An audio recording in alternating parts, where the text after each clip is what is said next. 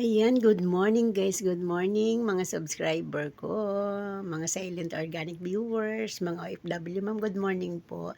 Ayan, panibagong araw po ma'am, videohan ko lang po itong nabili kong dryer kasi naalala nyo po nung last year, ay nung last 2 weeks, nagpagawa po ako ng dryer. Nasira kasi yung dryer ko guys. Pero nagbayad ako ng 900. Pero isang gamit ko lang nasira agad. Sabi ni kuya okay daw pero hindi. Kaya ito po, bumili na lang po ako ng bago guys.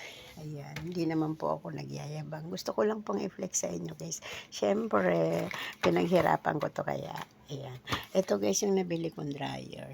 Fuji Denso. Ayan. 6.8 kilograms po. Ayan. Ito po. Air dry, sabi nung promo, pag lumabas daw yung damit dito, tuyo na, hindi na kailangang isampay. Ayan, buksan natin guys. Hindi ko pa po ito nagagamit. Ito yung kanyang paper. May hose pa siya para daw sa tubig. Kasi guys, pwede daw dito magbalnaw. Pero ayoko, gusto ko mag-dry lang ako. Ayan, paano ba ito? Ayan, open natin. Ayan, ang loob niya guys, stainless. Ayan, okay naman. So, nabili ko po ito kahapon lang. Nabili ko po ito dahil binigyan ako ng sweldo ng asawa ko. Ano lang naman to guys. Medyo mura din naman. Ano siya? 4,000. Pinili namin sa Robinsons, Metro East. Sa Marikina. Ayan. Yay, thank you Lord at may bago na akong dryer. Yun dati ko kasing dryer guys. Sobrang matagal na yun, 8 years na. Ngayon lang nasira. Siguro overuse na rin. Kasi matagal na, imagine mo 8 years na. Maingat po kasi si Ate Mar sa gamit. Kaya ayan, nagpapasalamat ako kay Lord. Pero yung dryer ko kasi guys, magkadikit tsaka yung washing. Pero yung washing niya, okay pa siya. Walang problema. Pero napalitan na rin po yun ng pan belt. Yung sinasabi nilang pan belt.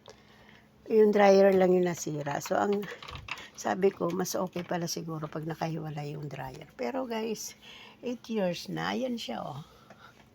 Ayan siya, buong buo pa yan, oh. 8 years na yan. 8 years na yan sa akin. Pero okay pa yung washing machine niya. So, yung dryer lang talaga ang bumigay. So, kaya po ngayon nakabili na ako ng dryer. Ayan, diba po. Thank you Lord sa blessing. Nakabili tayo. Sabi ng promo guys, pag nag-dry ka daw dito, paglabas tuyo na, hindi na kailangan isampay. Unless yung katulad nung sa aking Whirlpool, pag nag-dry ka, so kailangan mo pa rin isampay kasi medyo basa-basa pa. Ito daw po sabi tuyo na, pero sige try natin pag naglaba ako. Kaya nakalagay kasi air dry.